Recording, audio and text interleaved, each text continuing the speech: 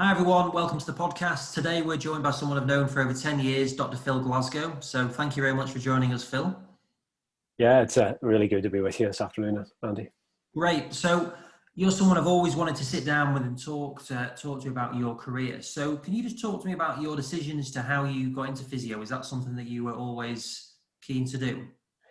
Yeah, I think the funny thing is, I was one of these guys who just never really knew what I wanted to be when I grew up. I knew I wanted to do something that was practical, something that I would enjoy, and something that I could, try to do well. But I enjoyed sport growing up. I loved that. I played a bit of sport. I've been involved. I had experience of physio. You see these things and you build an idea in your head of what the job's like. So almost by virtue of not being able to think of anything else, I ended up, applying to and getting into a degree of physio, and probably got, to be brutally honest, got a bit of a surprise when I got to uni and realized that what it entailed was probably a lot broader than what I thought it was in the first instance. So yeah, and in a funny sort of a way, as a consequence of that, my career took a relatively meandering path, which was perhaps not the typical. It's perhaps less atypical now, but certainly at the time was much less typical. But I see that as a positive potentially, because it kept me curious and kept me moving from just taking a very, very well trodden route potentially. Mm. So do you remember what you were anticipating when you first turned up there? Yeah, I suppose, what it tells you is I probably didn't do a huge amount of research around what it entailed, and was a little bit naive, as I'm wet behind the ears coming out of school. And so, the idea of, working with really sick people all the time, and doing a lot of the other stuff. And in my mind, I wanted to, do more of the musculoskeletal and sport-based stuff, and so that was the surprise to me. And then what would it be like, the rhythm of working in a hospital day in, day out? Having said that, that could very easily be interpreted as a real negative. But when I came through my university degree, I did, all my placements. I worked in a hospital for a number of years, and I still look back at that as providing me with an unbelievably helpful and rounded foundation for everything else that I've built upon. And actually, it was my own probably overly simplistic view of what physio was, and overly simplistic view of the world, that I didn't value a lot of the other stuff. So at the time, I thought, I'm not sure I want to do this. But actually, having looked back, the opportunity of being exposed to that and to have to work in a multidisciplinary team within a hospital acute care setting, and work under a little bit of pressure and work alongside people with good mentors, and just get that rounded approach to how you interact with people, I think has then stood me in really good stead moving forward. Mm. And so when you were doing that then, in terms of the placements, how much say did you have in terms of the actual placements that you would go on? Very, very little back in those days. But we're back in the early '90s here, and I think the one thing that I think is that I think healthcare's changed a lot in the last, nearly sort of 30 years, or 20, high 20s of years, is where previously potentially a lot more hierarchical, back in those days, where it was very much a very medicalized model, and a doctor consultant led, and it still is consultant led, but everybody else sat way below this. Whereas I think now it's a much more distributed, interdisciplinary team approach, and so being exposed to some of that at the time, and a range of that, because things were certainly changing in those days. But I had some experiences in the hospitals where I thought, yeah, this is a grim place to work, a terrible team to work in, and very hierarchical. And then I went into some fantastic settings where you got to work with great teams, where everybody's voice was really valued. So I learned a lot about that team and interdisciplinary working, and I had very little say about it, because you had to tick off, all the different disciplines, and I think that breadth and that stretch that it challenged you with was probably a good thing, I have to say. Yeah. Mm. Yeah, I mean, that's something which we've always had. Speaking with Dave Fever, and he was saying how he would always only take someone who's had some sort of NHS experience, because he could really see the benefit of that exposure that you would get in there. So at what point did you decide when you were in that where you wanted to go on to next? Some would say I still haven't decided, Andy. So I started work. I got through, did the university degree, and had some really good times there. But started working in a hospital, and just got a sense of, is there something in this role that I'm doing now? Is that something that I want to continue to do? And so I was very clear that it probably wasn't, but I wasn't sure what that path would look like. So after a couple of years, I did a master's in research, a master's of research, and did that full time. Continued to work part time, a little bit of NHS work part time, and did some sports work, worked with a rugby club, a bit of private practice stuff as well to supplement income. We're going back to being a student again, and did that over time, and that exposed me to, if you like, the research world. And remember, again, this was still in the 90s, so the idea of physios who did research of evidence-based practice, that was in the early days of a lot of that developing. So I suppose I was very fortunate to get exposed and to work with some really good people, and I suppose it opened up my eyes, and I considered perhaps as an academic route that I would want to go down and do that, but unsure. And after that year was over, I'd taken a career break from work, went back to working in the hospital, but was able to bring something back in, set up a few new initiatives around patient care, still work continued with the sporting stuff in the background, like most people do. You're working 2-3 nights a week, every weekend, covering. Maybe I worked with a couple of different teams, every weekend. And I think back to those days, and you worked a lot of hours and put in the hard yards for the sports stuff to supplement the stuff that you were doing, perhaps within hospital or within the university setting. And then after that, and hopefully this isn't going in too long-winded, but back working, it was clear that probably just staying in the hospital setting longer term wasn't where I wanted to go, and potentially into full-time sport was an option. But I did really enjoy some of the research stuff in the academic area. So I then got a job at the university, working on what was at that stage the UK BEAM trial, and the BEAM trial was back pain exercise and manipulation trial. It was an MRC multi-centred trial across the UK, and I coordinated and headed up the Northern Ireland arm of that trial on back pain. And so when we were doing that, I then also, at the same time as coordinating and running that trial, I registered for my PhD, which was around muscle physiology and muscle damage. So I was doing these two things and then doing all the sports stuff in the background as well, and some other clinics. And probably I've been one of those people who feel like I've probably had 3 jobs all my life. So it wasn't, if you like, the routine. And so a part-time PhD, the other research stuff, plus the clinical stuff. And at that stage, that was very much, in my mind, if you like, giving me breadth, giving me a better feel for where things was, keeping my options open, but at the same time trying to get good at different things, because one of the things that I've always pushed against a little bit is that you can only be good at one thing, that it's one track, just keep it really narrow and deep. And I've always felt, well, why should I? I want to get good and have breadth and depth, not just depth and with a very narrow field of vision. Mm. And were you always, was it hard to get onto your physio course? Like, were you always very academic? Did you like all those things? It was hard to get on to the course, and I wasn't your conventionally academic person, and not to have a pop at education systems and how people measure intelligence and academic challenges, that the conventional rigid school approach to teaching didn't suit me.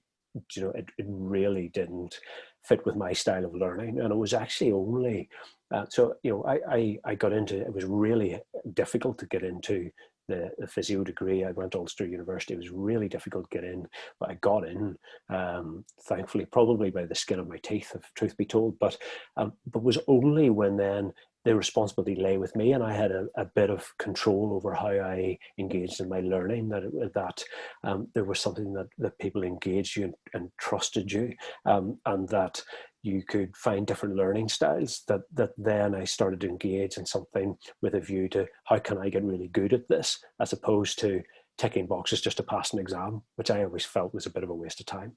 And so it was very much about how can I get good at this, as opposed to how can I pass an exam. And I think that probably as a general philosophical thing, as we continue to, and I've been involved in education for a long time in terms of teaching on university courses and doing other courses. I think it's really important that how we measure outcome of our training and our education can't just be how well you undergo a written examination or even a practical examination, but how you can take that knowledge and apply it in the context and get really good outcomes for yourself and potentially for your patients or clients. So how do you do that then? What have you taken to implement that into your teaching? Yeah, I think there's I was really honoured a number of years ago to be asked to do the Lectio Magistralis, or the sort of keynote graduation lecture at the University of Siena, graduation of their master's program over there. And I wrote the lecture that I gave was to try and give my thoughts around some of the education side of things, and there were three three key things. And again, it was in Italy. I was thinking a bit of Latin, and so it's a mix of Latin and Greek in some ways, but it was logos, pathos, and corporis, the three essential qualities of an expert practitioner. And logos being that idea of theoretical intelligence or knowledge, and the word for word or learning. So you got to have the theory, you got to have the theoretical knowledge, but that's often where a lot of stuff starts. It's about information transfer.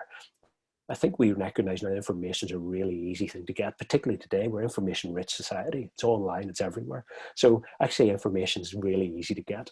But that's the logos part. The pathos bit then is the emotional intelligence. So what does this mean for me, and how do I respond to it? What about how this works for the other person? What's their context? How do they feel about this? To have empathy and understanding, to modulate and understand myself. And what we see over and over again now is where real successful leaders or people who are in any positions of management, or people who are successful, some of the real differentiating factors sit around emotional intelligence. So there's the logos, the pathos being the emotional intelligence, but the corporis, and that's a Latin word, it just means to make physical, is then, or the other term is contextual intelligence. And I think that's the really key thing. And the contextual intelligence is the thing then to take the theoretical and the emotional intelligence and apply it to that point in time for the best outcome for you and for the individuals. So that's the ability to synthesize everything else, to read the context, to understand that there's not a simple paint by numbers approach that A plus B equals, you always do this in this context, but you understand that context, you get a feel for what a good outcome is, and you modulate your intervention, your response to really get something that's tailored to the time and the individual. So for me, that's the real thing that differentiates. So a lot of the time, what we try to do with our education is to provide that contextual reasoning, the contextualization of it. So what does this really mean in the real world? So can we take the theory? Can we get into our basic principles? Now can we extrapolate it and apply it in different contexts? So what are the things that will be the decision modifiers for you? What are the things that would make you come to a different conclusion in this environment versus that environment, even though you've got the same base information to deal with, and how you use that information? I think that's the real currency of things nowadays, of expertise actually across the board, and it's the people who can do that in a very volatile, the VUCA environment. They talk about volatile, uncertain, complex, and ambiguous environments. If we can adapt and respond to that, then those are the things that set aside the people who are really good and the people who are, if you like, just about ticking boxes. And how many people have you come across, you don't have to name any names, but the best at doing that? Are there any ones that you just think, yeah, they've just nailed all of that, even though they may not be as the academic results show? Yeah, you can think, you think of two sides of that coin. So you can think of the people who are the opposite at the moment, because they're the ones who you can really think of. I can think of lots of people, the straight A students, who are the good old fashioned, if you like, book smart, but not contextually smart. They can't build rapport with with the people that they work with. They can't read a situation, and so they'll be really good at giving you all the information, but can they apply it and can they work really effectively? Versus then, I can think of lots of people who are great at the job they do, whether that's as a clinician, whether that's if they're a sports scientist, even a coach, whether they work in any industry. You can think of people who they're just good at what they do because they have the ability to read a situation and they just know what to do. But I think the thing then, what that comes to me, it always brings me back to this idea that the people who are really good at what they do, they make it look easy. They just see things differently. They make stuff that is actually really complex, challenging reasoning under pressure. And I would say being an expert is the ability to make complex, difficult, challenging decisions under pressure in an unpredictable environment, and to do that in a way that ensures the best possible outcome. And so, but we do that every day. That life is like that. And so the ability to read that situation and someone said to me, a guy that I do a lot of work with is a physio. He heads up head of medical in one of the Premiership rugby clubs at the minute. But he said to me, and a couple of years ago, he said, "Phil, what's the biggest difference now? What you've learned, so where you were, say, 10 years ago to now? What's the thing that's changed most?" And good question, I thought, and I thought long and hard about it. And actually, the response that I gave him was, I still do a lot of the same things, but actually now it just seems a bit clearer. When I look at a situation, the important things seem more obvious. The less important things are more obvious, and actually making the right call is just a bit easier.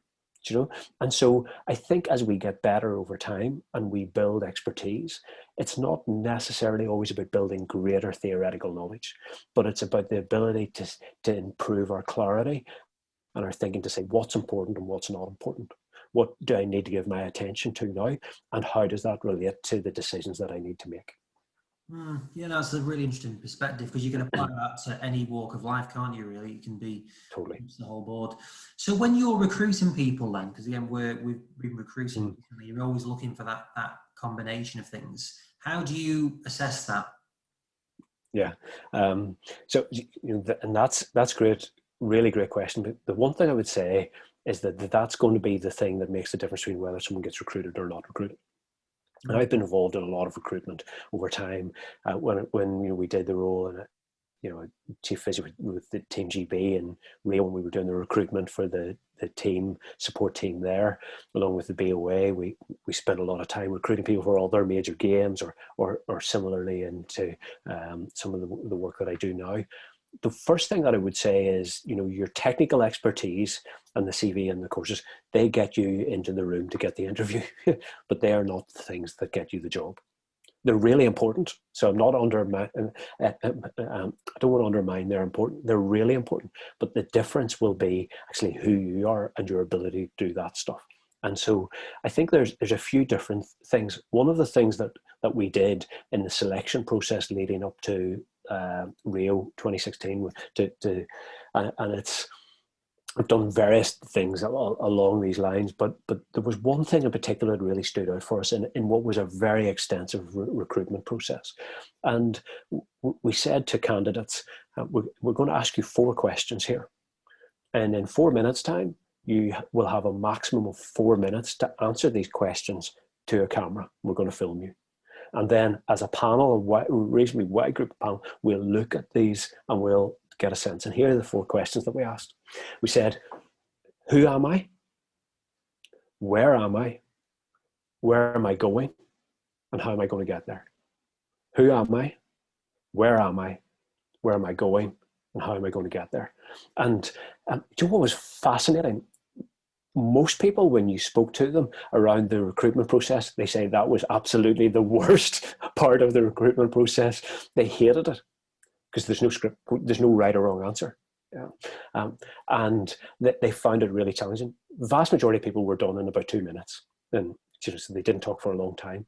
But what was really interesting is when we looked back at the video across the videos across the board, there was a really strong agreement across the people who were sitting in the panel about, yeah, these are the people who are suited to working in a relatively high pressure, high level environment at an Olympic Games.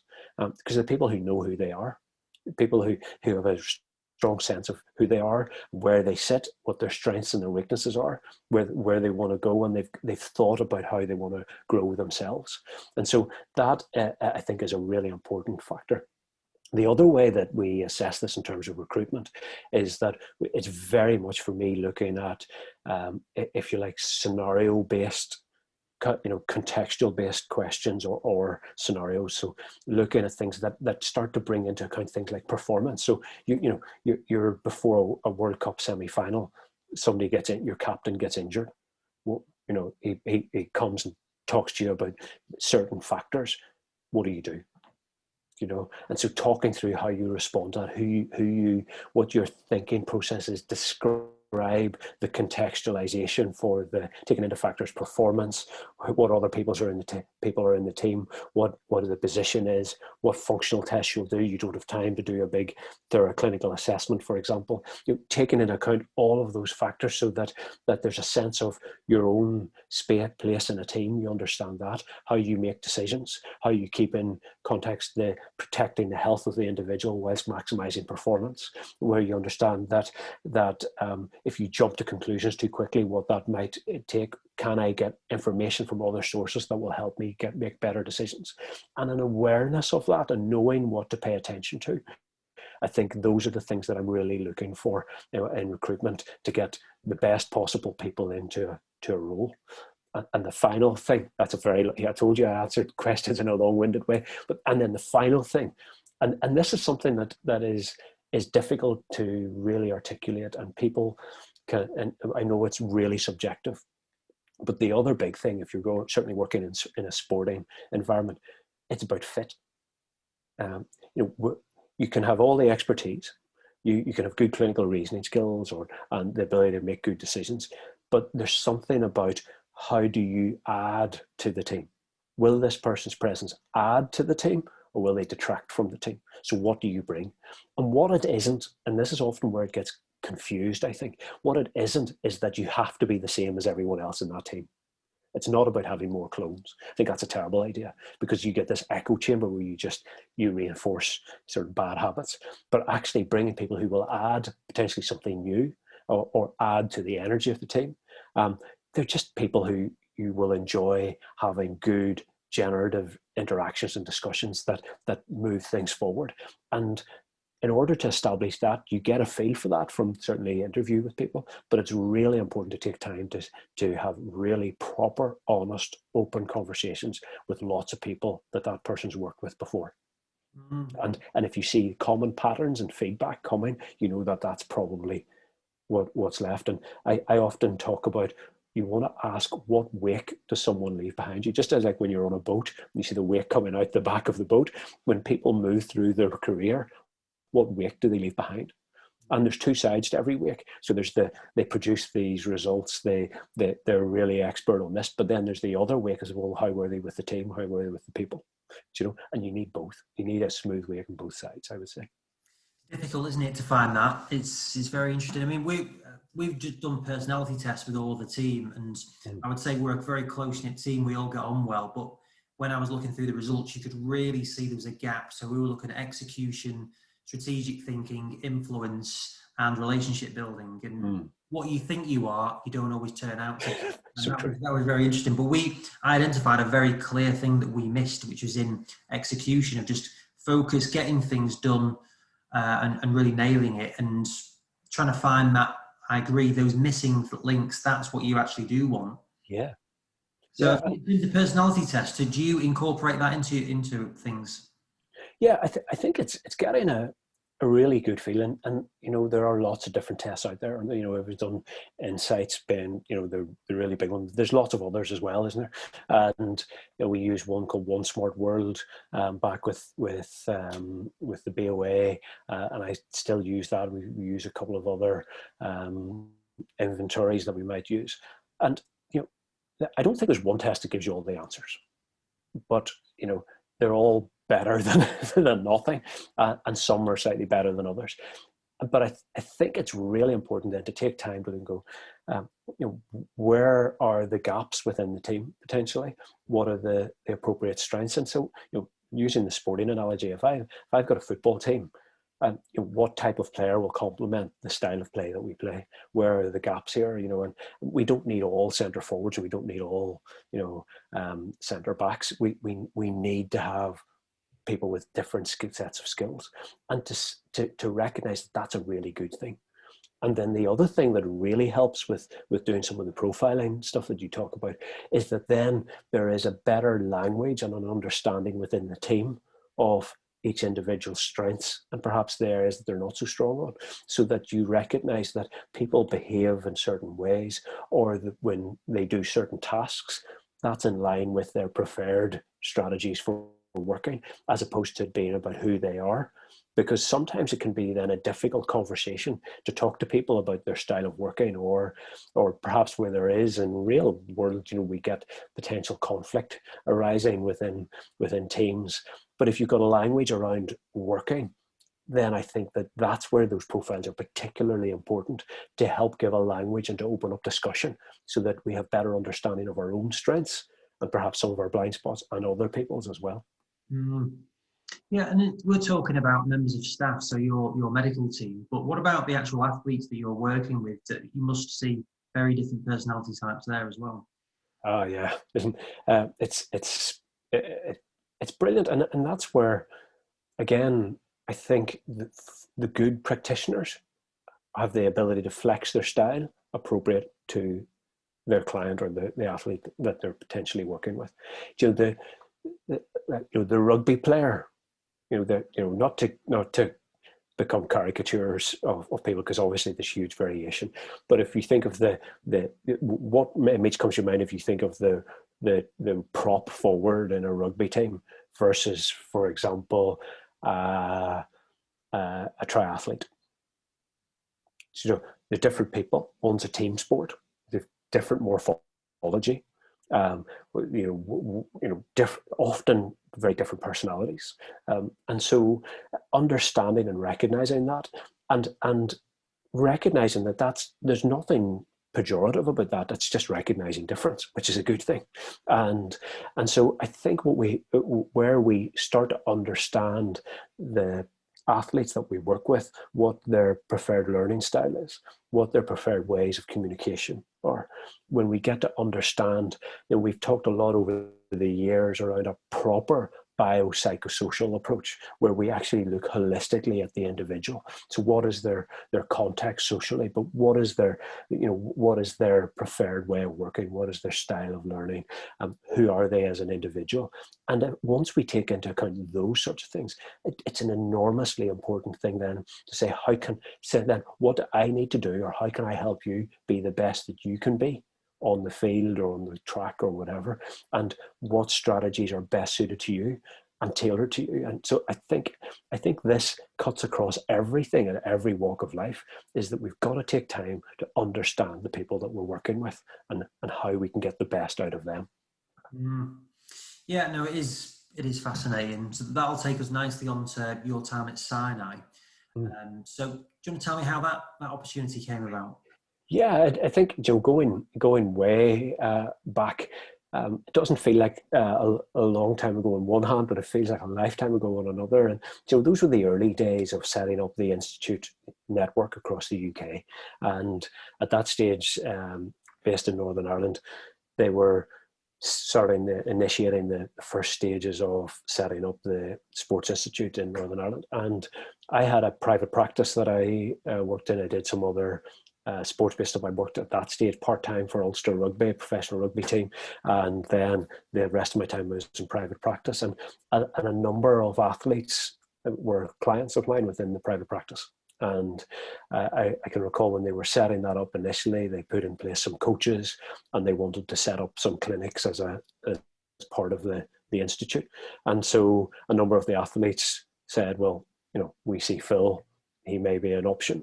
And so that's how it all started. It's funny, isn't it? You know, how through those clients. So I was asked to do some regular clinics for the institute, and then over time built up some relationship with a number of guys. And then as the institute grew, then, you know, obviously the if you like, the permanent position came, and I applied for that and was fortunate enough to get that. And you know, you're going back to 2002 here, in the really formative days of a lot of the network.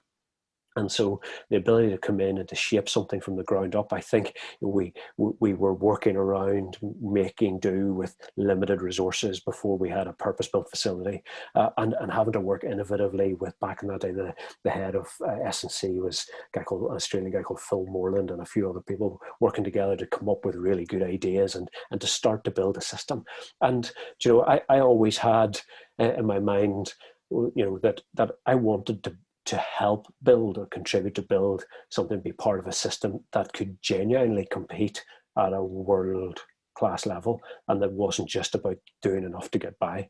And so we were fortunate to be part of the wider UK network with the EIS and the Scottish and Welsh counterparts. And at that stage, it was very much the UK Sport Institute network before the organisation changed. So I represented science and medicine at the UK Sport Forum regularly. So we had the opportunity in those early days. It was a really fertile environment to have great discussions about how we develop a really good performance system across the whole of the UK. And so as we built that over time, and we were able to add staff and add more athletes and widen out what we did, it was great that, if you like, my work wasn't just about delivering service, but it was about building a service and helping to develop and be innovative. And I think, having had the research background and my close links, I'm a visiting professor at Ulster University, my close links with the university and ongoing research meant that practice, research, teaching, education, service development, they were all intricately linked, because I've always felt that the best practitioners and the best systems are also the people who are doing research and innovation and education. And so for me, those things always had to go hand in hand. And so how linked were you then with the English guys? Who were the other people that were involved? Yeah, so back in those days, you know, I go back and think Dean Keneally was there. He had up as chief physio for UK Athletics, and then was chief physio at the English Institute. He went via Aspetar back to Australia, and is a very senior position in the Australian Institute of Sport there. I think, you know, of working with Dean, I think Glenn Hunter working back within UK sport in those days as well. And you know, there's so many other people who've been around that system for a long period of time who've come and gone. And you know, I feel really privileged that I've learned lots of people. You know, I think of the late Neil Black when he was still at UK Athletics as a physio before he went into the EIS, working with Neil and just being really grounded in how do we support athletes to get better. And the nice thing that always sat central to all of our discussion was, how do we get better so we can make those performances better? And there was an energy, I have to say, that was really fertile in those days. And it's still there, granted, but I look back very fondly in some of those early days of developing the system that laid a super foundation for what we see now as essentially, many would say, is one of the best systems in the world within the UK high performance system, and you know, and we see within the institute network. Yeah, it's interesting. And how do you find that from a competition standpoint? So you've worked in teams before, and even then, I think the medical teams, there's still some sort of communication between. It's not the level of competition, but how does it work when you're in a sports institute like that? Yeah, you know, one of my absolute fundamental values, and I still carry this now, and where I do the majority of my work at the moment was within the Irish Rugby system, and we still have that. So we have 4 provinces, Ulster, Munster, Connaught, Leinster, who compete against each other in the league and our opponents, but the players of that team come together to play together for the national team, and my role is to help to oversee that system. And so I absolutely believe that you know, and I'll use an analogy for this one if you don't mind, is that if you were to give you and I the same set of ingredients and ask us to cook the same meal, we probably would get slightly different results and it would taste slightly different. And so by just giving people the ingredients of what you do doesn't mean that they will do exactly as you do it. And I think it's almost to oversimplify what goes into performance, to suggest that if I show you what I do, then you'll be better than I will. I don't think that's the case. I actually think that there is more growth and learning by sharing and learning from each other. And we take those things, we assimilate the things that fit with our approach and our style. We learn things and it helps us get better and it helps others get better as well. And so I don't in any way feel like I need to be protective. I think it actually, by being really open, it makes me better. And similarly, it helps other people to be better. And so that's a real fundamental value. And I know not everybody agrees with that. Some people are really closed. And I'm not talking about getting in and out of particular technical plays and so on. That's different. But in terms of being good, if we reduce being good to just sticking ingredients, like you don't take a bunch of ingredients, chuck them in a bowl, put them in the oven and get a really nice meal out. There's a skill and an art of how you combine them. And that's the stuff that you just can't teach, you can't give. That's the stuff that you do. And so I'm really happy to share that because I realize that everybody's doing will be slightly different. Yeah. No, exactly. And do you think that's shared with the coaching or management? Do they have any opinions on that? Do they ever say that they don't want that information being shared? You know, I've been fortunate to work with lots of different coaches and managers over the years. And I've seen the full range of that. And you know, I won't name names now, but I will absolutely think of many coaches who are super open to people.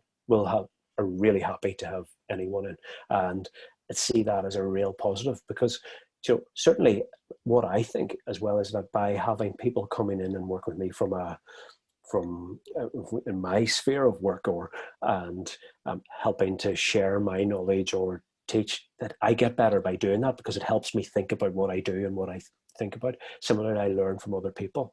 So I see coaches who do that and they do it really well.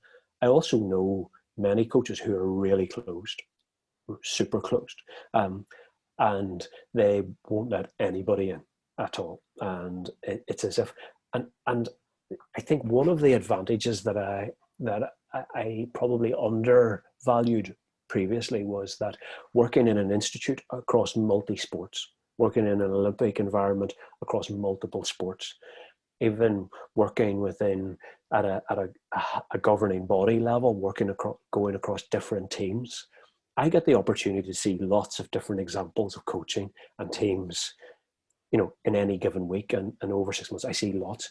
But if I've worked with a team week in, week out for a number of years, I only ever see that one team. And so what I realized that by the opportunity to see lots of really successful teams and some maybe less successful, people aren't as different as they like to think they are. Everybody likes to think they do something really special. They think that nobody's doing what they're doing, but everybody's doing roughly the same thing, broadly speaking, to be brutally honest. And so, but actually the difference is in the art of how they put it together. And actually to be close is to probably overestimate your uniqueness. And I see that a lot. And the perhaps many of the more experienced coaches recognize that.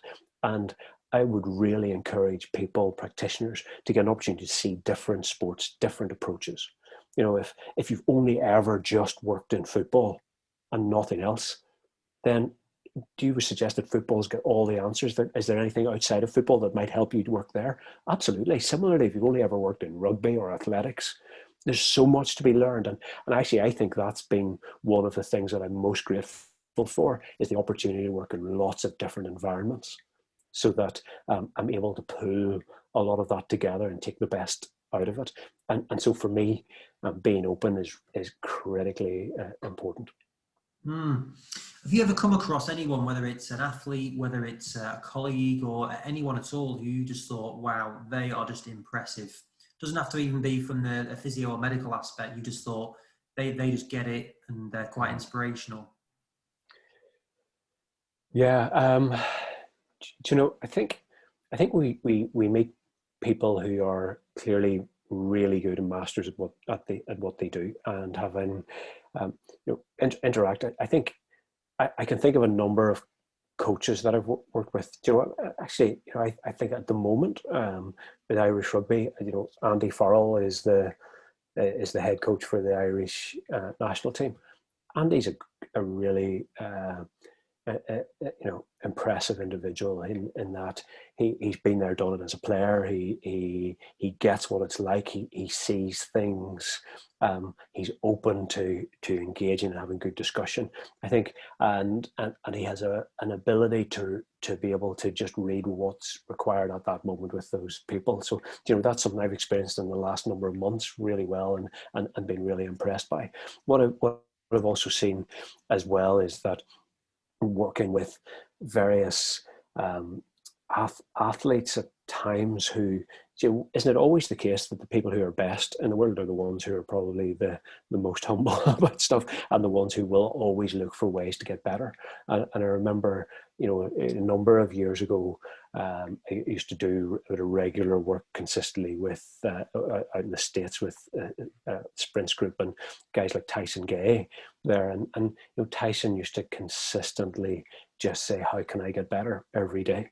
And that massively impressed me. Like, this is a guy only Usain Bolt's run faster than, at probably fastest American sprinter of all time, and yet in every practice he's looking at how to get better and asking those questions. But there's lots of people that I've come into contact with who aren't the bigger names in that, people, practitioners who are just good at what they do and have a wisdom about them that are able to just have a sense of what's required at that moment. And I've watched and learned. But the one thing that I would say that I've realized, I suppose, over time, that I think is important, is that all of these people, by their own admission, and any one of us, we don't get it right all the time. We all make mistakes. And so there's people who have really impressed me that acknowledge the fact that they don't get it right all the time, ask how they can get better, will hold their hands up and go, yeah, I misjudged that one.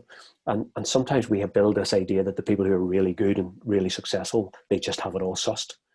They don't. And when you see some of the best players or athletes in the world, not doing things well, or having their own crisis of confidence, or whomever that might be that you're working with, I think it's really encouraging for the rest of us, saying, well, if they don't have it sussed and they're not perfect, then the rest of us, hey, we can do okay as well. And it's actually, we're all just on a journey.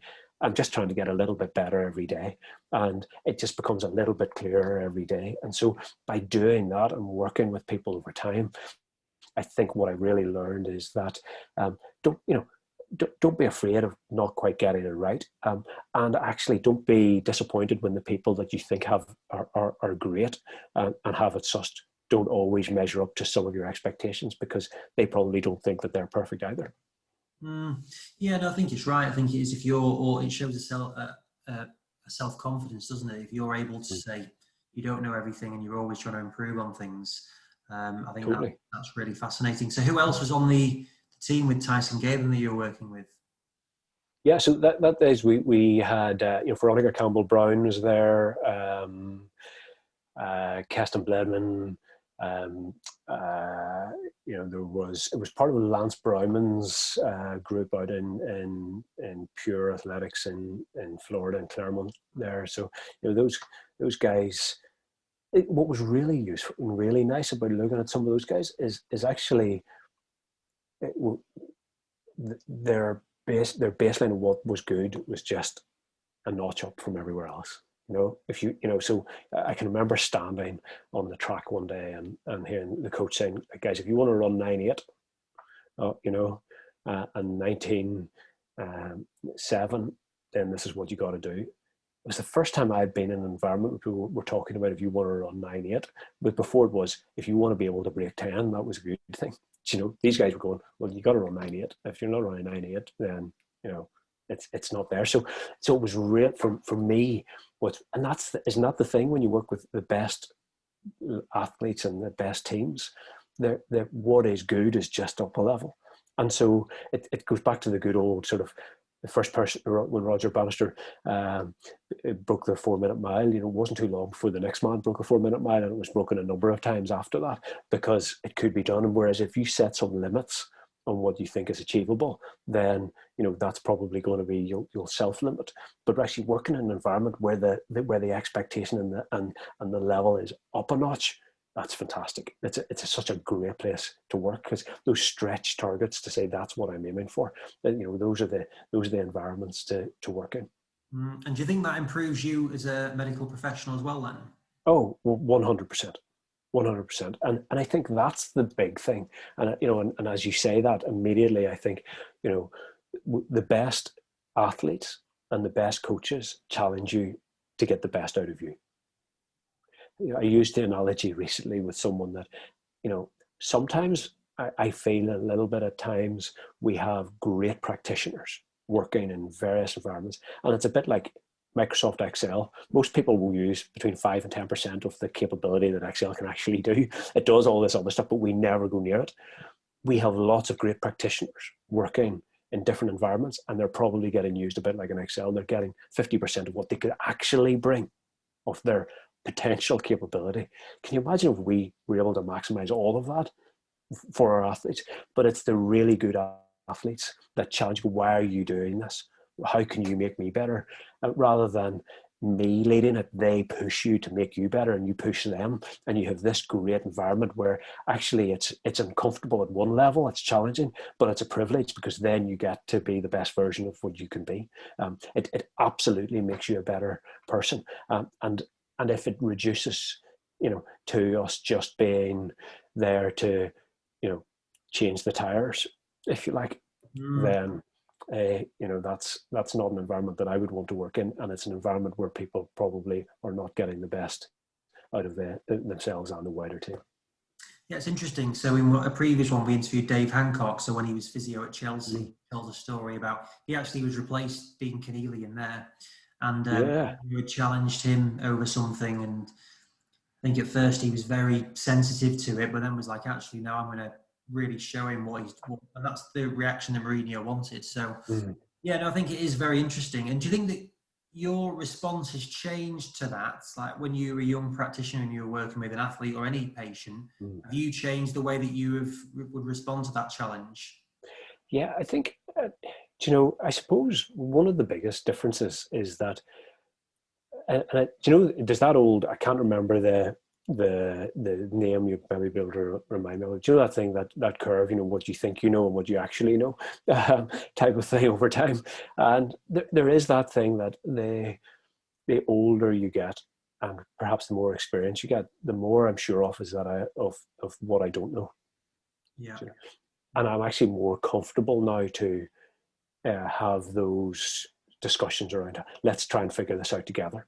How could this be better? Ask the questions about, you know, how can I be better? Whereas when you're a younger practitioner working, that's a more difficult thing to do, because you want to come across of having it all sussed. You want to come across of that you're the expert. And, you know, I've certainly been guilty of that in the past for sure. And so I think that as I have, you know, gotten more, you know, miles on the clock, I'm probably more comfortable to say, you know, how can this be better? Or admit when I don't have the answer, I'm not sure, but I'm going to figure that out for you. Let's work together to find a good answer. I think that, and then whenever you get challenged to see, and sometimes it can catch you off guard, can't it? You know, I think of times whenever people challenge what you know, your accepted wisdom or things that you do, and it can get your hackles up a little bit and think, well, hey, I've done this 100 times. And then if you check yourself, go, you know, get over yourself.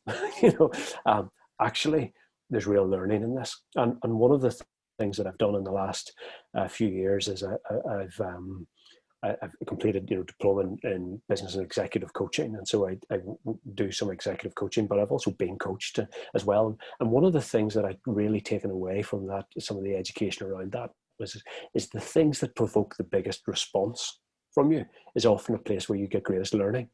So where if someone says something to me and it provokes a strong response, I go, well, why is that? What is it about me that is responded in that way? Or how can I, has that touched on a nerve that I know is a little bit of a blind spot? And so paying attention to why I react and respond in the way that I do is really important. And so I think what we try to do, is what I say is, challenge me, say what I don't say at all, but just say it with respect, because when we ask questions and we challenge, it's not about putting one person above the other. Actually, what it is about genuinely trying to learn. And I think the thing that will stifle development and learning is where the challenge is about showing people how much you know. It's not that. It's about how can we learn. And so to change the narrative and the nature of that discussion isn't about, I've got to prove myself, but it's like, let's figure this out. And so if we can create that as an environment, so I would encourage, anybody who is leading a team or who, is part of that group, if you want to create an environment where people are growing, it shifts away to showing how much you know to saying, how can we learn together on this? It's a massively different environment to work in.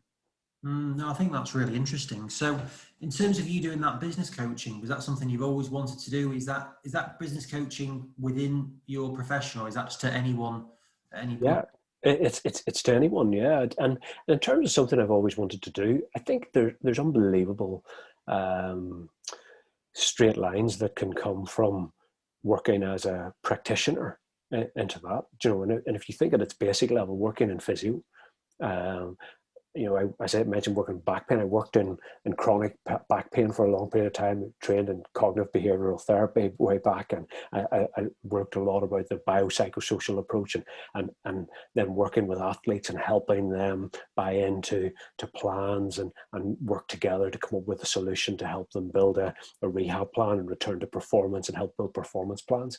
And actually, there's huge similarities there with the business and executive coaching, which it's about helping to have good conversations with people, asking challenging questions, building rapport, understanding the challenges that they're facing, helping them to find solutions, come up with answers. So what has always been central, and it's that bit of it, what did I want to do when I grow up?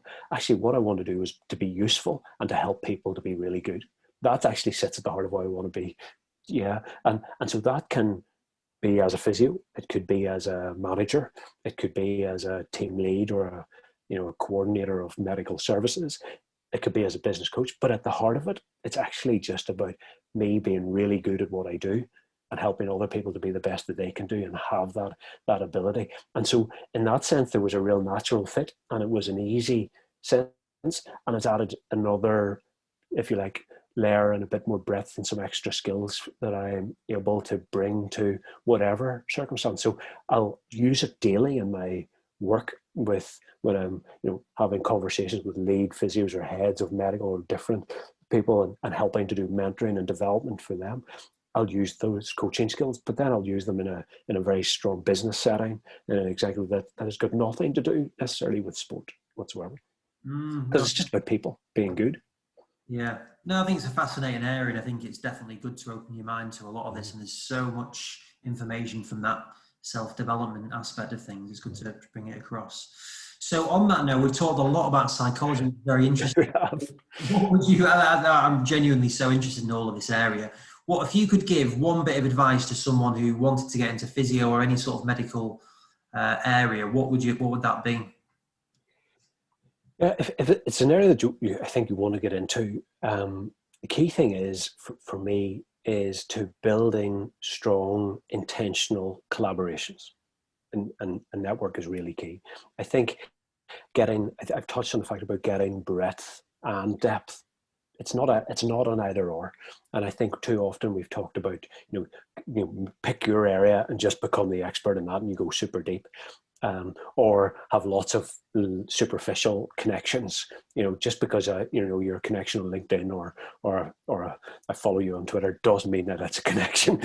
So I would encourage you to say, get to understand what's important to you. What does good look like for you? Identify the people who you think these appear to be people who are maybe thought leaders in this area or people who've got lots of experience. Talk to them, listen to them.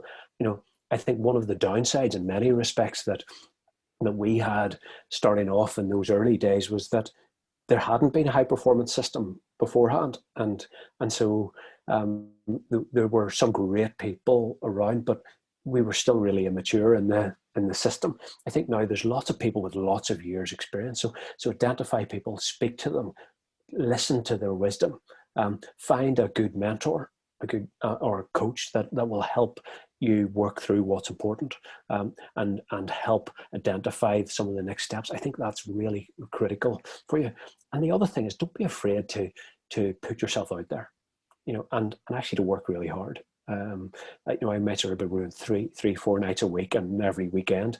I didn't have a weekend off for 7 years back, and I remember it's still where I was doing a couple of different clubs, doing a clinic here, working in a hospital, doing some university stuff, and actually working hard to really get that information. But remember, it's not just I would come back to those 3 things: the theoretical stuff, the logos stuff.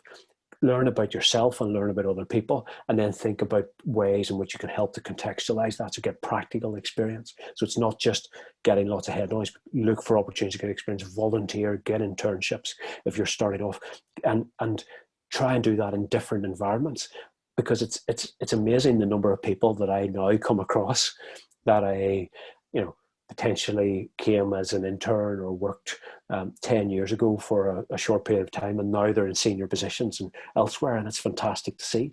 And I could have probably said 10 years ago, they're really good. They've got all of these traits. They're putting themselves out there. They're engaged. They're building networks.